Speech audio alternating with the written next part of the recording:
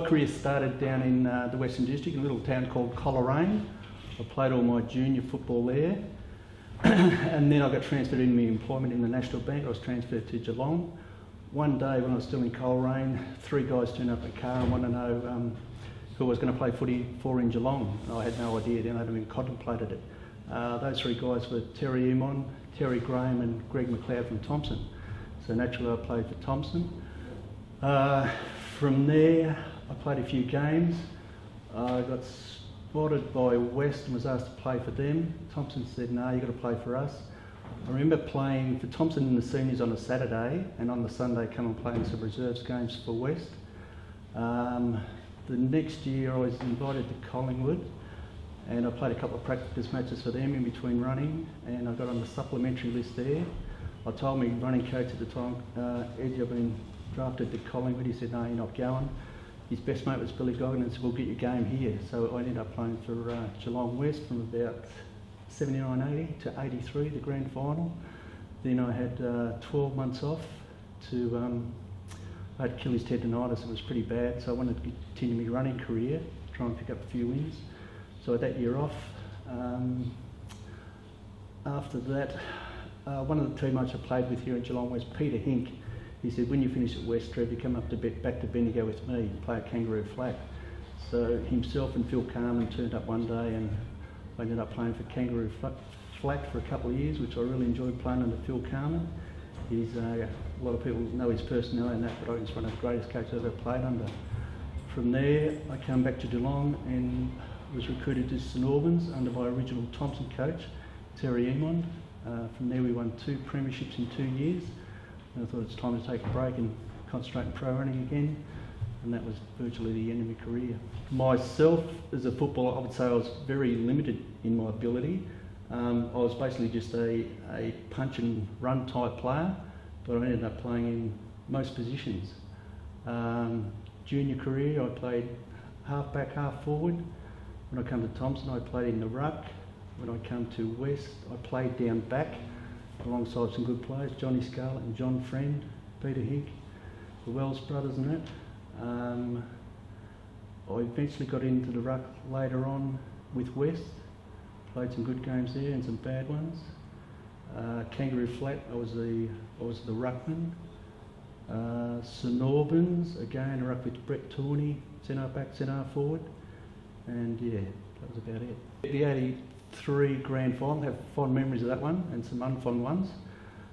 We beat Port Melbourne in the week before when we weren't meant to. They were going for 4 in a row, I think, from memory. So we're up against Preston. It was considered probably a 50-50 match, or they would have started favourites, I think. They had a good lineup. I'd played in the ruck the week before and got one of the best on the ground. I was up against Tex Austin in the ruck. First quarter, he beat me. I didn't have my timing right. I think Frankie Vergona was bouncing him too high. And then the start of the second quarter on the boundary throw, and he elbowed me in the cheekbone and nose and broken both. So Kevy Varker came out with his magic towel and that was rubbed my face. I said, Kev, just stop that, mate. That's hurting a bit. The bones are crunching. So he said, you right to play? And I said, yep. So Darky said, just go down the centre half back and play with Johnny Burke. So that's what I did. But we're always close, but we're never really going to get them, I don't think. Yep, got lots of fond memories of games at West. One that sticks in my mind, and I did run into the coach the other day, it was Ricky Brown. I think it was about 1981. I think there was a fair few players left through monetary disputes or contracts or whatever. I think the coach might have even left, and Ricky was appointed coach. I just finished running at Stall and that, and I come and trained one night a week and straight into seniors because it was shorter players and that. And we played Sandy at Sandy. It was a nice fine day and that, and we got absolutely pumped. We lost by 158 points, which I think commutes to 26 goals. After the game, Brownie was very calm, very mild, very direct, and he said, the next time we play this team in 8 weeks' time, we'll beat them. I thought to myself, geez, that's going out in the limb, Brownie. But anyway, 8 weeks later, out at West, and we did beat them. We rolled them by about 18, 20 points. It was one of the best games I've ever played in. Yeah, there was, Geelong West were blessed with good players in my era. It was a privilege to play alongside them. Down in the back line, you had good blokes like Johnny Scarlett and Johnny Friend and Peter Henk, the two Wells boys, and Yates in the ruck. Yates was a bit of a mentor for me, he used to look after me. Dave Manson, good players everywhere. Lee Crichton, Mal Eddy, Brett Tawney, Stephen Sells, all blessed. Fraser Murphy, it's a long list of them, long list. Some of the opponents I played on were fairly prestigious characters. I remember Freddie Cook, played a lot on Freddie, got on pretty well with him. Probably 50-50, he'd thump me or I'd thump him. Mark Follingham from Williamstown, I found him a very hard man to get him off his feet, good centre of gravity. Kim Smith, Paran, good full forward. Rexy Hunt, played on Rexy a few times. Alfie Buse from Sandringham, real character. There's a whole range of them. In the ruck you had Tex Dawson and Brett Chatband and a few other guys in that. Yeah, and I'd like to mention three guys that can't be here that I played with that have since passed on. One was Alfie Denmead. He was a kid that came over here when I did. He was brought over by Geelong from Tasmania. He got killed in a car accident at some stage during the week, during footy season. Another one just this year, Mickey Robinson, Blazer. He died of motor neurone disease. And another little good mate of mine, Ricky Burnett, who was one of my best rovers and that. He died of stomach cancer last year. So it looks like to mention those guys because they won't have the opportunity to do it. Athletics has been a big part of my career. I first got involved with athletics when I first went to Thompson. The first night I trained, the president over there was a guy by the name of Kevin Cameron, and it was my first training run, and I thought I'd better impress the bloke, so I won every sprint race and everything they had. The president came up to me after training and said, "What do you do over the summer, Trev?" And I said, "I just drink a bit of grog and enjoy myself." He said, "You want to do some pro running? Can I take you out and introduce you to Arthur Edgerton?" Was my coach, and I won the 400 at Stall under him. So he took me out to Arthur Edgerton, and then it just took off from there. Arthur was a great mentor. He's like a life coach. He's Billy Goggins' best mate and that's how I ended up at West through Arthur Edgerton.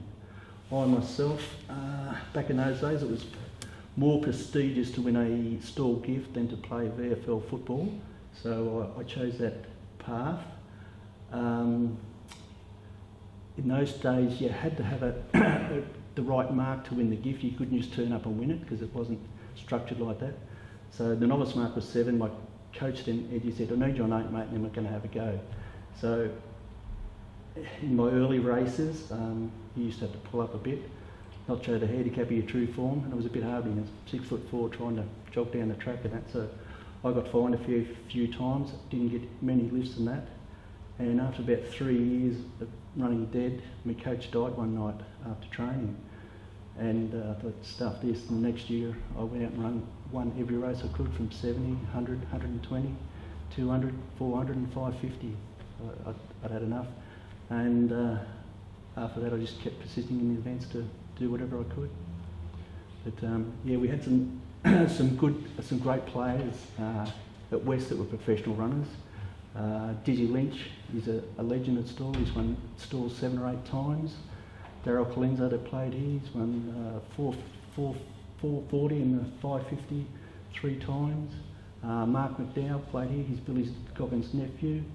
He came a very close second in the Stall gift to Jason Richardson. That's the guy you see on TVN, the bald-headed bloke.